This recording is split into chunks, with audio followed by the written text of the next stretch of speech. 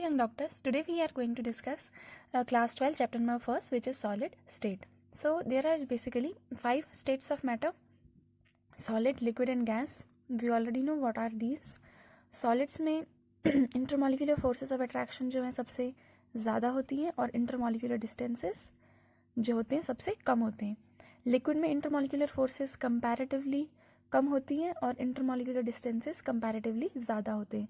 और गैसेस में intermolecular forces सबसे कम होंगी और डिस्टेंसेस सबसे ज़्यादा होंगे. पार्टिकल्स एक दूसरे से बहुत दूर दूर होंगे. So intermolecular distances are very we can say very large, whereas intermolecular forces are very low. We can say the forces are not that much strong or weak. और सॉलिड्स को अगर हम और सुपर कूल करेंगे then we'll be getting BEC, Bose Einstein condensate. और gases को अगर हम और भी ज़्यादा हीट करेंगे तो we'll be getting plasma, super heated particle, ionised gas particle से बनता है. और प्लाज्मा जो होता है स्टार, सन, इन सब में भी प्रेजेंट होता है. So we'll only be discussing here in this chapter solid state. तो सॉलिड स्टेट के क्या क्या कैरेक्टरिस्टिक्स होते हैं जो इनको बाकी स्टेट से अलग करते हैं? Firstly they have definite mass, volume and shape, and their intermolecular distances are short and intermolecular forces are strong. intermolecular distances मतलब दो मॉलिक्यूल्स के बीच का डिस्टेंस होता है. सॉलिड के केस में ये क्लोज पैक स्ट्रक्चर होता है तो इनमें इंटरमॉलिक्यूलर डिस्टेंसेस सबसे कम होंगे एंड फोर्सेस सबसे ज़्यादा स्ट्रॉन्ग होंगी. लिक्विड्स में जो पार्टिकल्स होते हैं थोड़ा कंपैरेटिवली इसके दूर दूर होते हैं और गैसेस में तो बहुत ज़्यादा दूर दूर होते हैं. तो इनमें फ्री मूवमेंट पॉसिबल है, यहाँ पे भी मूवमेंट पॉसिबल है, लेकिन यहाँ पे जो है कंस्टिट्यूएंट पार्टिकल्स की पोजीशन फिक्स होती है और ये सिर्फ अपनी मीन पोजीशन पर ही ऑसिलेट कर सकते हैं और ये ज़्यादा मूवमेंट शो नहीं करते हैं.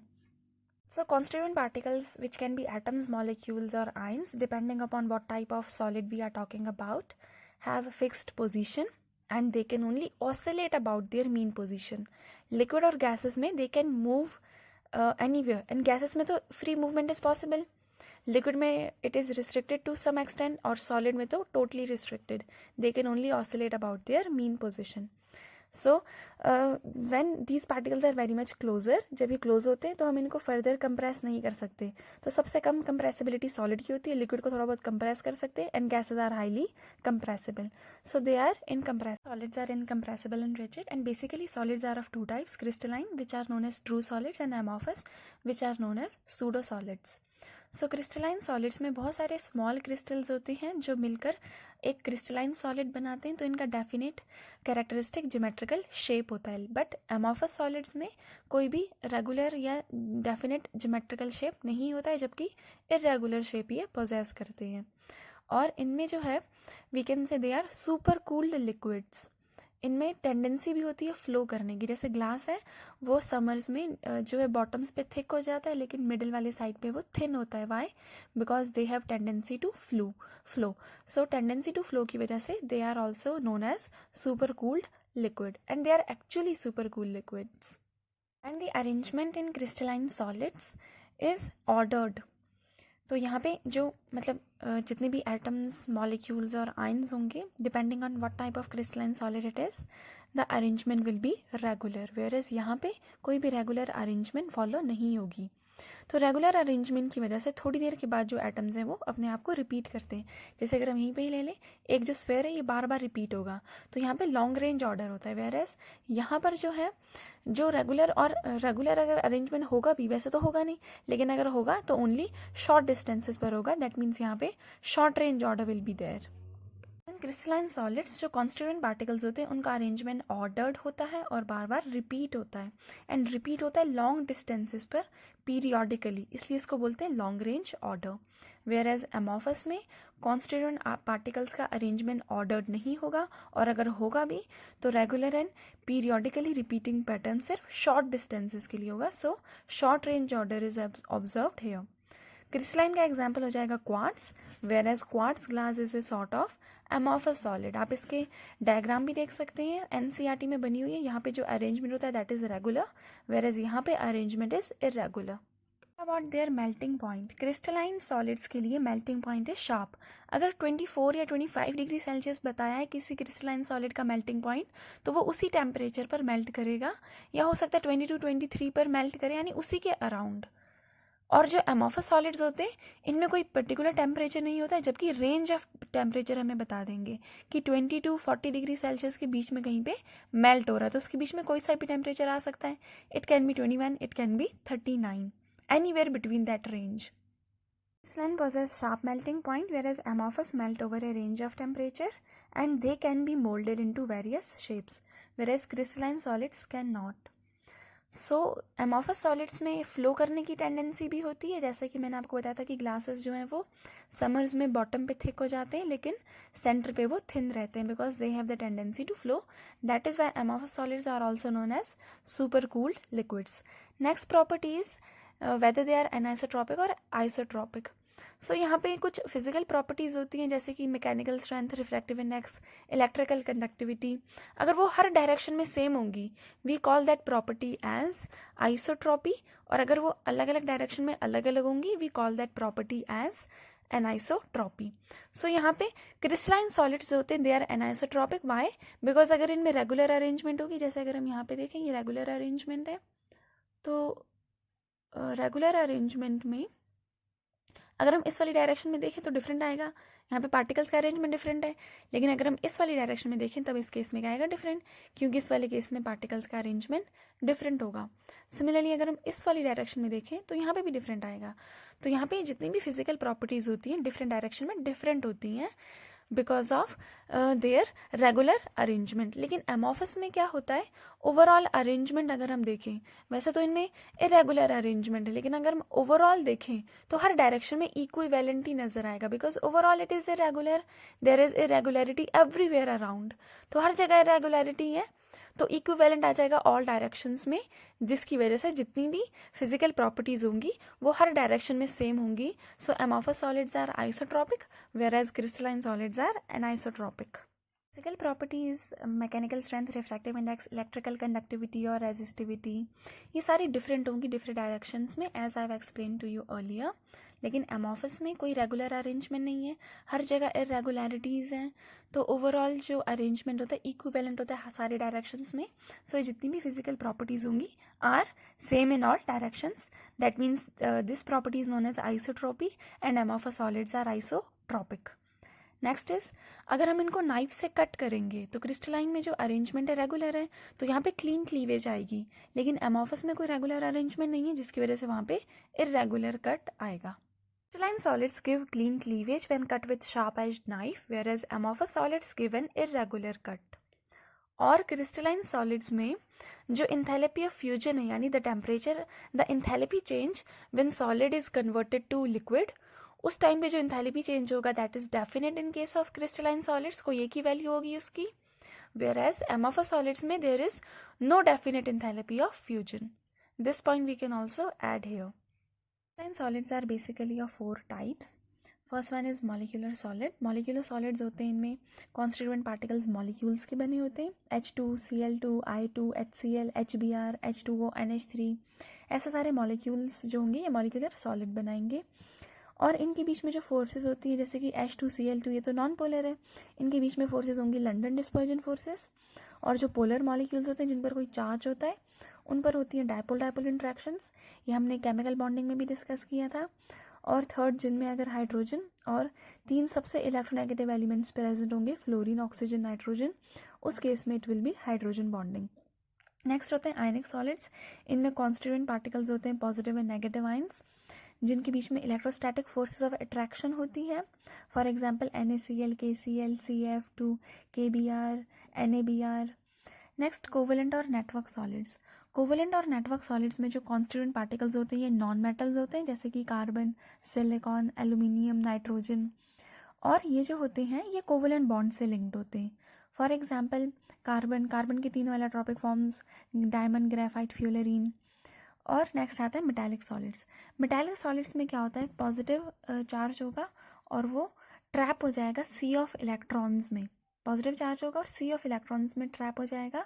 और ये जितने भी आयंस होते हैं ना मेटल्स आयन, इनको जो फोर्सेस होल्ड करती हैं उसको बोलते हैं मेटालिक बॉन्ड. और इसके एग्जाम्पल है सारे metals and alloys. Regular solids में कॉन्स्टिट्यूएंट पार्टिकल्स जो होते हैं ये मॉलिक्यूल्स से बने होते हैं. मॉलिक्यूल्स जैसे कि हम ले सकते हैं हाइड्रोजन, फ्लोरीन, Cl2, और I2, इनमें क्या है, अगर जैसे एक I2 का मॉलिक्यूल है दूसरे I2 के मॉलिक्यूल के साथ कैसे बॉन्डेड होगा, I और I में कोई इलेक्ट्रोनेगेटिविटी का डिफरेंस नहीं है, यानी ये नॉन पोलर मॉलिक्यूल है। तो नॉन पोलर मॉलिक्यूल के बीच में कौन सी फोर्सेस होती हैं, हमने केमिकल बॉन्डिंग में पढ़ा था। थोड़ी देर के लिए यहाँ पे इंस्टेंटेनियस डायपोल बनेगा, डेल्टा नेगेटिव डेल्टा पॉजिटिव, और ये इसको इंड्यूस करेगा। ये डेल्टा नेगेटिव को देख के यहाँ पे डेल्टा पॉजिटिव चार्ज डेवलप होगा और यहाँ पे डेल्टा नेगेटिव। तो अब इनके बीच में कौन सी फोर्सेस होंगी, इंस्टेंटेनियस डायपोल, इंड्यूस डायपोल, या इनको कहते हैं London dispersion forces. Instantaneous dipole induce dipole forces और लंडन डिस्पर्जन फोर्सेस, ये किन के बीच में बनती है, when molecules are non polar. Next, molecular solids में एक और एग्जांपल होता है पोलर मॉलिक्यूल्स का।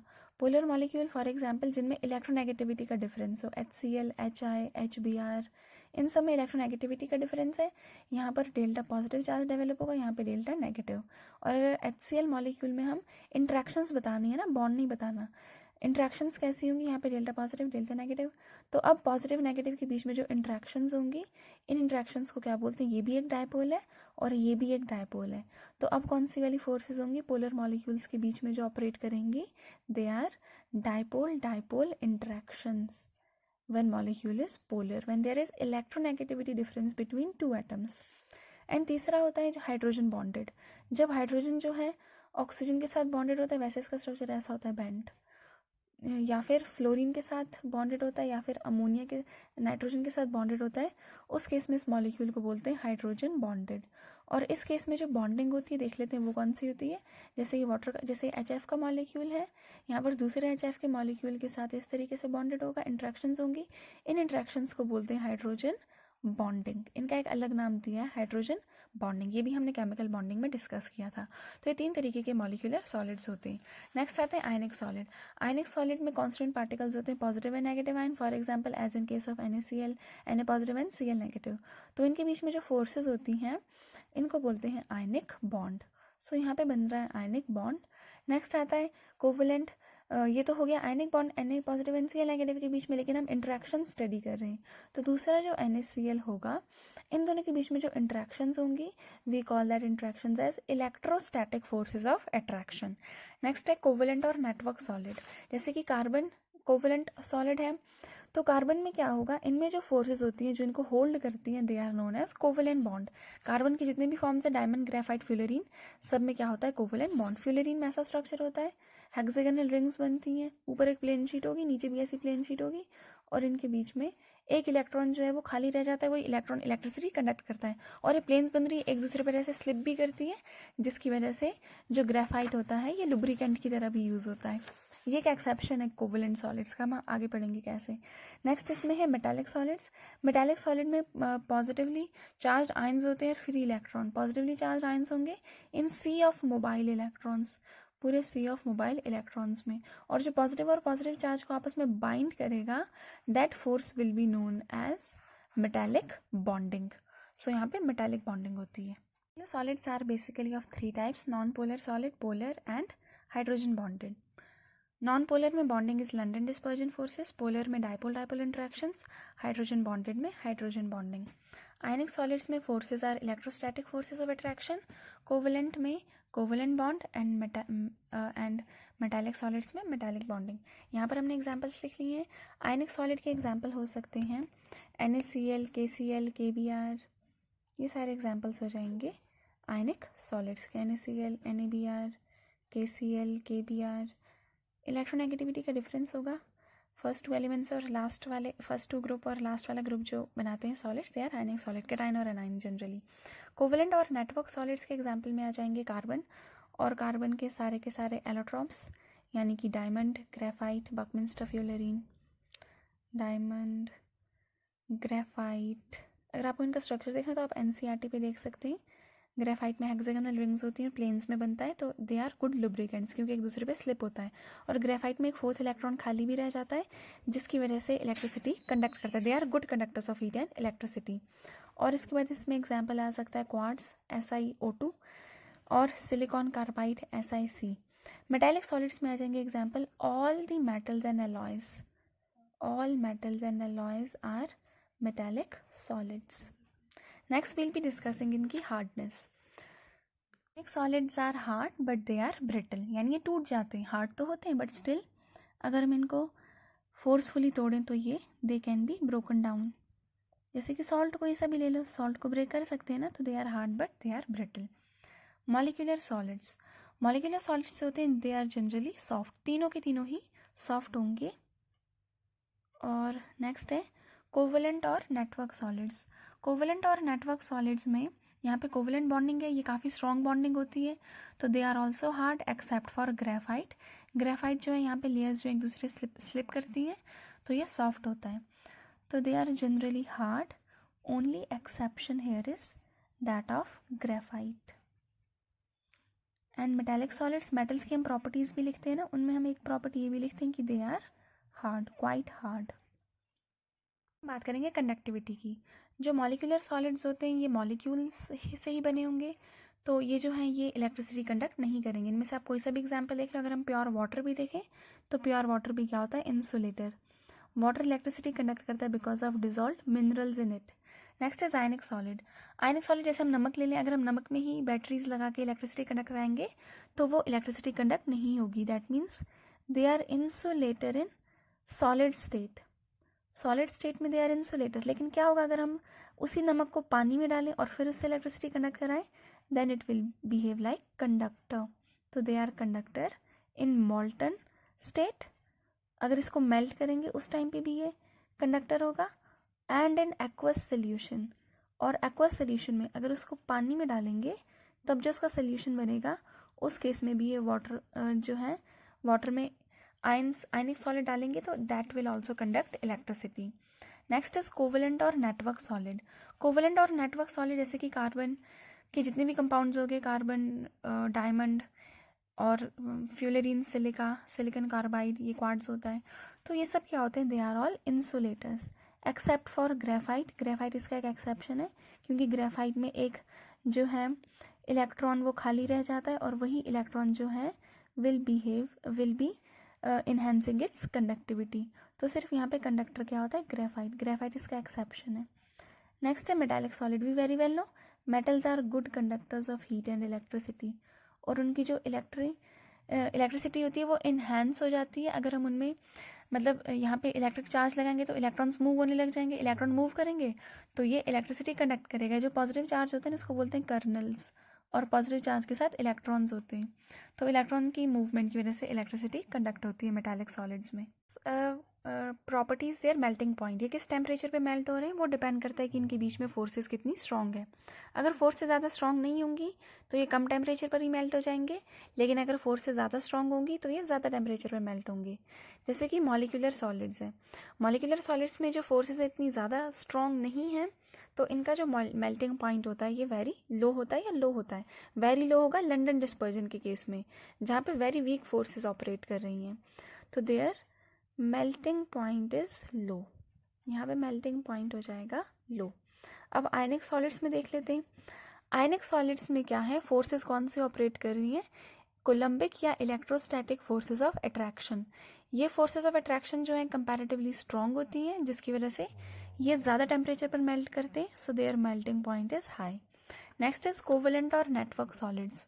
कोवलेंट और नेटवर्क सॉलिड्स में कौन सी फोर्सेस ऑपरेट कर रही हैं, covalent bond which are very strong, so in this case melting point is not just high but very high.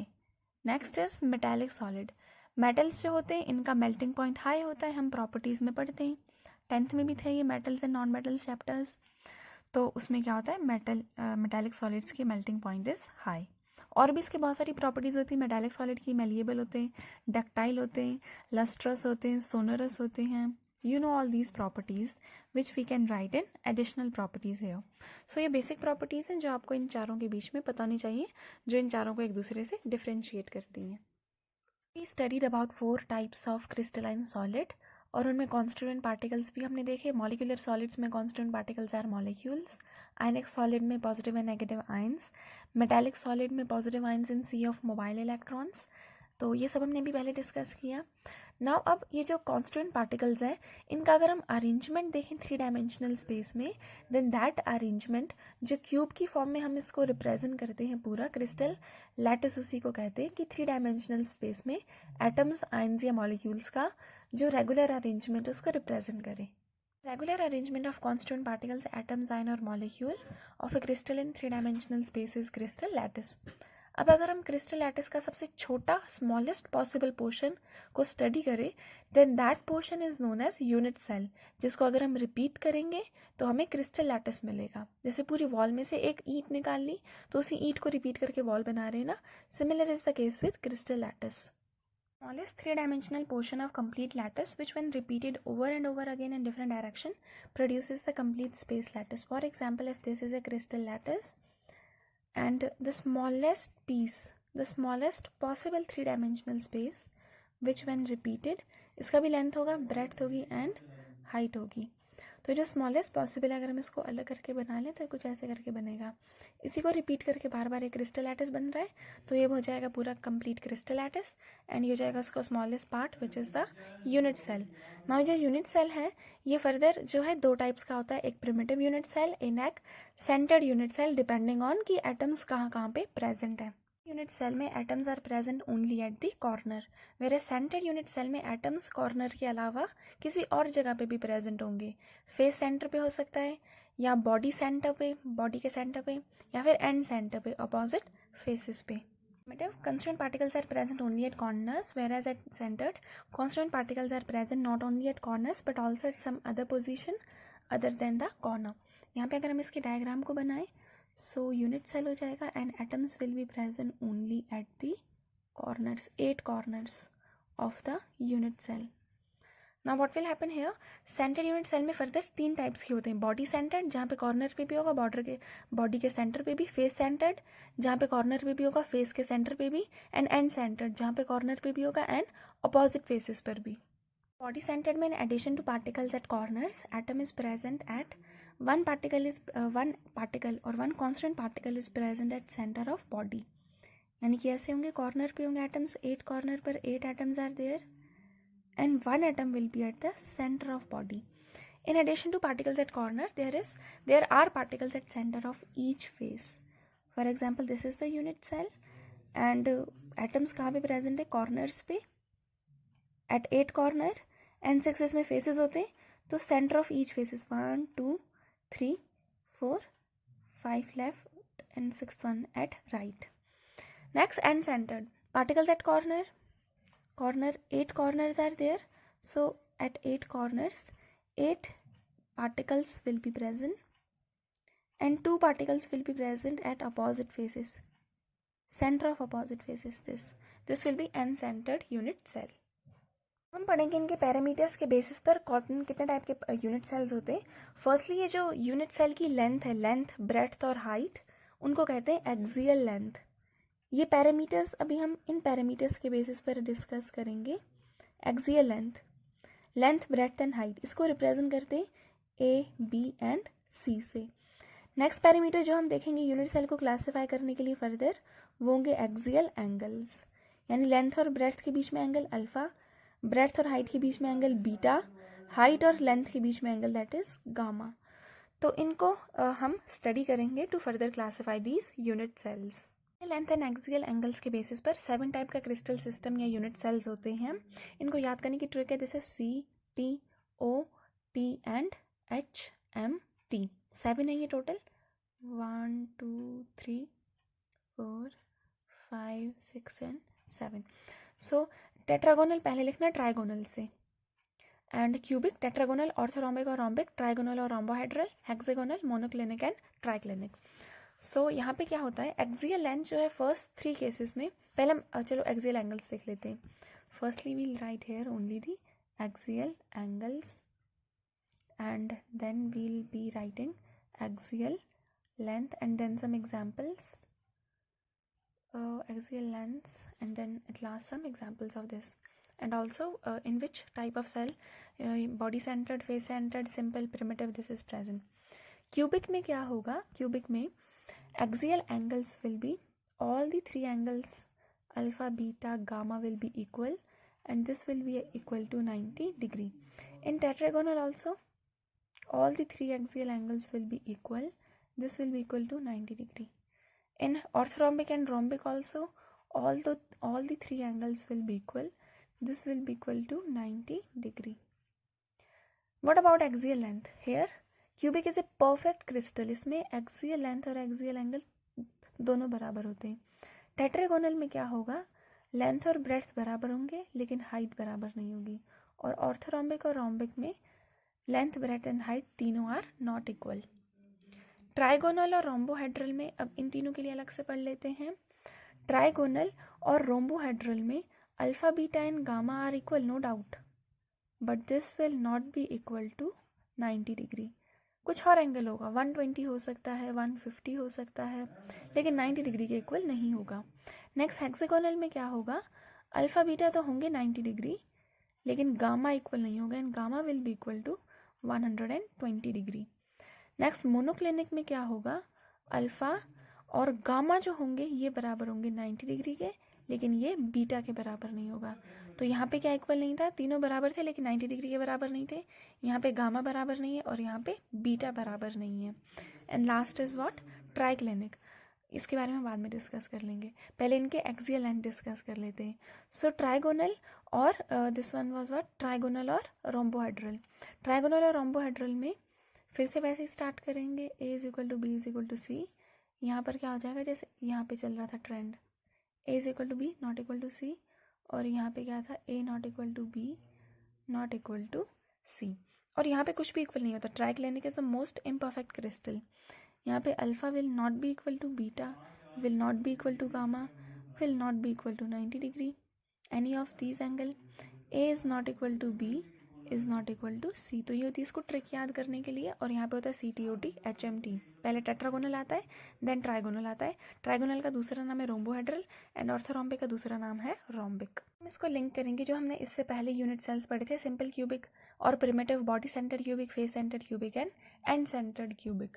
तो यहाँ पे जो ये जो हमने पढ़े ना सारे, ये सारे सिंपल क्यूबिक जो है ये वाले फॉर्म करेंगे. सिंपल क्यूबिक वाला कौन सा था? जिसमें atoms are present at corner. इन सब तरह के यूनिट सेल्स में प्रेजेंट होगा. तो यहाँ पे भी, यहाँ पे भी, यहाँ पे भी, यहाँ पे भी, सॉरी ये एक ही है, यहाँ पे भी, यहाँ पे भी और यहाँ पे भी. नाउ बॉडी सेंटर्ड जो है ये फर्स्ट 3 में प्रेजेंट होगा, जहाँ पर alpha, beta and gamma is equal to 90 degree. तो यहाँ पे बॉडी सेंटर्ड होगा, यानी एटम्स कॉर्नर पे भी प्रेजेंट होंगे और बॉडी के सेंटर पे भी. फेस सेंटर्ड के केस में जहाँ पे कॉर्नर पे एंड फेस के सेंटर पे प्रेजेंट होंगे, that is present only in cubic and orthorhombic और रोम्बिक. ऑर्थोरॉम्बिक और रोम्बिक एक ऐसा यूनिट सेल है जो इन चारों के फॉर्म्स में प्रेजेंट है. सिंपल क्यूबिक में, बॉडी सेंटर्ड क्यूबिक में, फेस सेंटर्ड क्यूबिक में, एंड सेंटर्ड क्यूबिक में भी. नाउ एंड सेंटर्ड क्यूबिक में ये है. नेक्स्ट इसमें आता है मोनोक्लिनिक. तो टोटल काउंट कर लो कितने हो गए? ये हो गए 7, 8, 9, 10, 11, 12, 13, 14. These 14 types of unit cells are known as Bravais lattice. इनके कुछ एग्जाम्पल्स देख लेते हैं.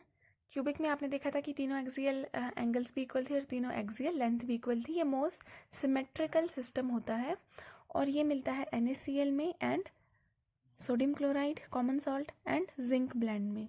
इसके अलावा डायमंड में भी ये वाला फॉर्म ऑब्जर्व किया जाता है. Next is tetragonal. टेट्रागोनल का example is, prominent example is white tin. White tin का फॉर्मूला क्या होता है? SnO2. SnO2 ये भी मिलता है, वाइट टिन है, sorry, SN, and this is tin oxide. And next is titanium dioxide. ये सारे किस में मिलते हैं? टेट्रागोनल में. ऑर्थोरॉम्बिक के जो एग्जाम्पल्स हैं ये इसमें आप लिख सकते हैं. ऑर्थोरॉम्बिक का दूसरा नाम रोम्बिक भी है ना, तो इसमें आ जाएगा रोम्बिक सल्फर. हम P ब्लॉक एलिमेंट्स में पढ़ेंगे rhombic sulphur and monoclinic sulphur. And monoclinic का एग्जाम्पल हो जाएगा मोनोक्लिनिक सल्फर. ट्राइगोनल के एग्जाम्पल में प्रोमिनेंट एग्जाम्पल हैं कैल्शियम कार्बोनेट, जिसको कैल्साइट भी कहते हैं या लाइमस्टोन भी कहते हैं, and cinnabar which is HgS. Hexagonal के एग्जाम्पल्स में वी कैन राइट ग्रेफाइट, क्योंकि इसमें हेक्सागोनल रिंग्स बनती हैं. You remember the structure of graphite? ऐसा होता है ना, हेक्सागोनल रिंग्स बनती हैं और इनके बीच में ऐसे लेयर्स फॉर्म होती हैं ग्रेफाइट की. ये हमने पढ़ा था ना. Next is triclinic.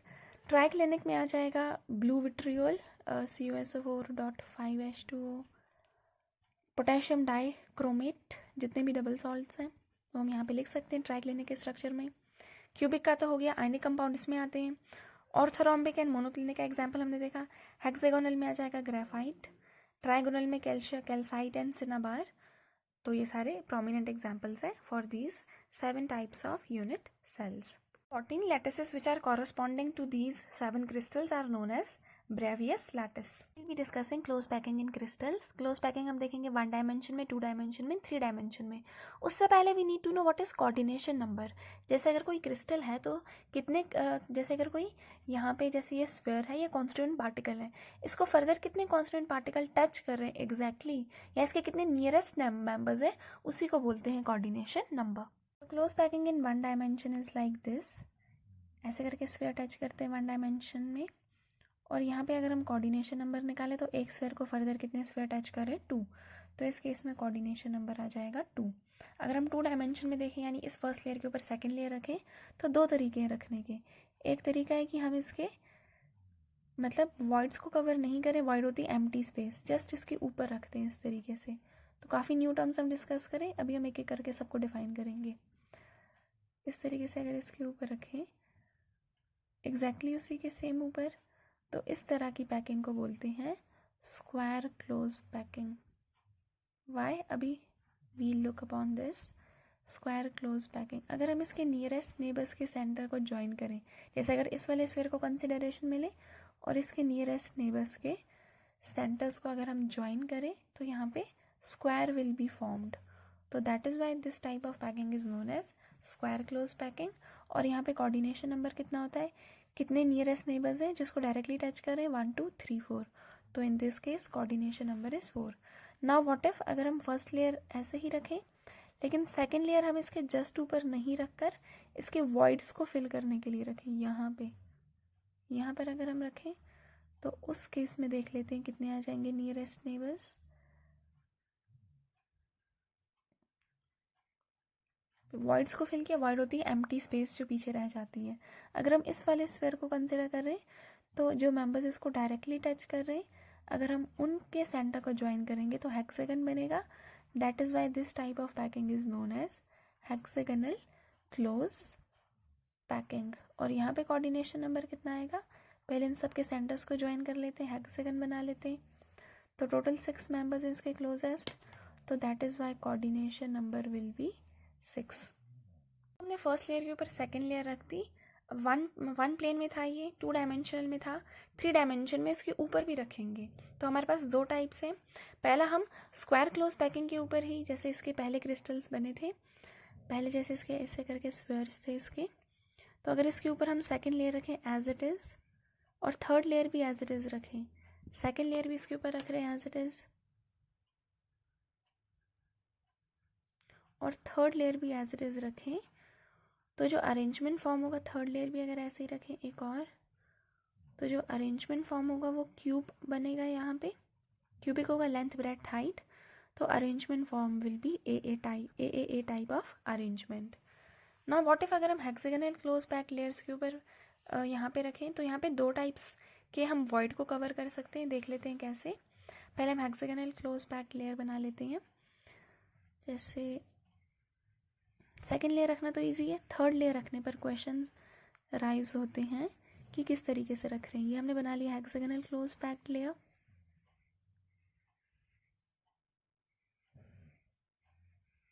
I wish ये सारे आपको सिमिलर दिख रहे हो। तो ये बन गया हेक्सागोनल क्लोज पैक्ड लेयर।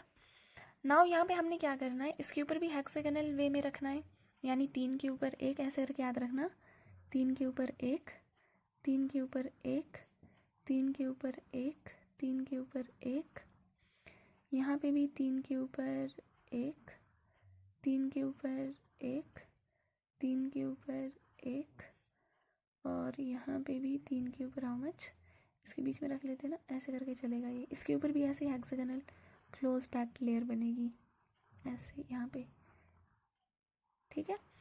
तो इस तरीके से बनेगा। Now what are we seeing कि अगर हमने थर्ड लेयर इसके ऊपर रखनी है तो वहाँ पे क्या होता है कि हम 2 टाइप से रख सकते हैं।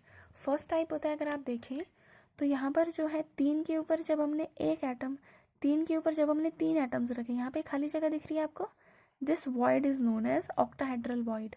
और जब हमने एक के ऊपर 3 एटम रखे, ये खाली जगह दिख रही है, this is known as tetrahedral void, ये जो खाली जगह है। अब यहाँ पे देखो ये वाला 3 के ऊपर एक, ये वाला कौन सा वॉइड है, this is tetrahedral void. And यहाँ पे सॉरी ये क्लियर नहीं है ना, यहाँ पे देखो 3 के ऊपर 3, ये कौन सा वॉइड है, ऑक्टाहेड्रल वॉइड, ये लाइन में होंगे सारे। 3 के ऊपर 3 है, ये वाला भी कौन सा वॉइड है, ऑक्टाहेड्रल वॉइड। यहाँ पे देखो 3 के ऊपर एक है, टेट्राहेड्रल वॉइड। उसके बाद देखो यहाँ पे 3 के ऊपर एक है, टेट्राहेड्रल वॉइड। उसके बाद यहाँ पे देखो 3 के ऊपर एक है, this is tetrahedral void found by 4 crystals and octahedral void is found bye 6 crystals. तो हमारे पास दो तरीके, या तो हम ऑक्टाहेड्रल वॉइड को कवर करें या टेट्राहेड्रल वॉइड को कवर करें। तो उसके बेसिस पर दो फर्दर टाइप की यहाँ पे बनती है पैकिंग। हम सिंपलेस्ट वे चूज करते हैं, यानी हम टेट्राहेड्रल वॉइड को कवर करने की कोशिश करते हैं। उसके लिए हम इस डायग्राम को फिर से यहाँ पे बना लेते हैं। जैसे फर्स्ट लेयर अगर ऐसे है, हेक्सागन बन रहा है ना, अगर हम कोई एक ही एटम कंसिडर करें उसके अराउंड हेक्सागन बनता है। Let us assume this to be the first layer. अब यहाँ पे क्या है, एक के ऊपर जब 3 रखेंगे तभी कौन सा वाला वॉइड जनरेट होगा, टेट्राहेड्रल वॉइड। ये 3 इसके ऊपर रखे हुए हैं, टेट्राहेड्रल वॉइड बन गया। अब इस टेट्राहेड्रल वॉइड को ढकना है, इसके ऊपर एटम रखना है, एग्जैक्टली इसके ऊपर रखना है।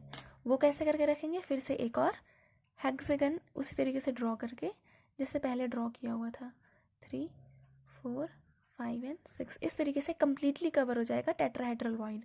तो ये कौन सी टाइप की अरेंजमेंट बनी, A B type of arrangement when tetrahedral void is covered. इसको बोलते हैं हेक्सागोनल क्लोज पैकिंग और simply HCP, hexagonal close packing, और we simply call this as HCP।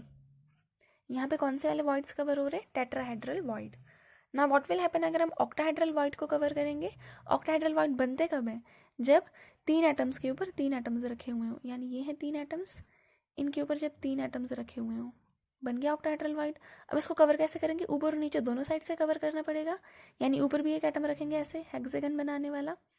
Hexagon अगर हम देखें तो यहाँ पे 2 होते हैं ना, यहाँ पे how much 3 4 5 6 proper hexagon draw करेंगे। सिमिलरली नीचे भी प्रॉपर हेक्सागन ड्रॉ कर लेते हैं जो कि ऑक्टाहेड्रल वॉइड को कवर करे। अब कौन सी वाली अरेंजमेंट बन रही है, this is A, this is B, this is C, फिर से ए रिपीट हो रहा है। तो अब कौन सी वाली अरेंजमेंट बनी, A B C A B C A B C, और यहाँ पे कौन सी बन रही थी, ए बी। इस तरह की पैकिंग को बोलते हैं cubic close packing, CCP, cubic close packing और CCP। When which type of void is covered, octahedral void. जब टेट्राहेड्रल वॉइड को कवर किया तो hexagonal close packing is formed, जब ऑक्टाहेड्रल वॉइड को कवर किया तो cubic close packing is formed. और यहाँ पे arrangement is A B C और यहाँ पर arrangement is A B. Type की पैकिंग में कितने नियरेस्ट नेबर्स उसको टच कर रहे हैं, 1 2 3 4, एक आगे एक पीछे, टोटल कितने हो गए 6। इन दोनों केसेस में 12 होते हैं। यहाँ पे अगर आप देखो इस वाले एटम को कंसिडर कर लेते हैं, इसके नीचे 3 है, ऊपर भी 3 है, 3 3 6 7 8 9 10 11 एंड 12। यहाँ पे भी ऐसे ही होगा, इस वाले को कंसिडर कर लो, इसके ऊपर भी 3 है, नीचे भी 3 है, हो गए 6, और 6 इसके साइड पे तो हो गए 12। इन दोनों केसेस में कोऑर्डिनेशन नंबर इज 12।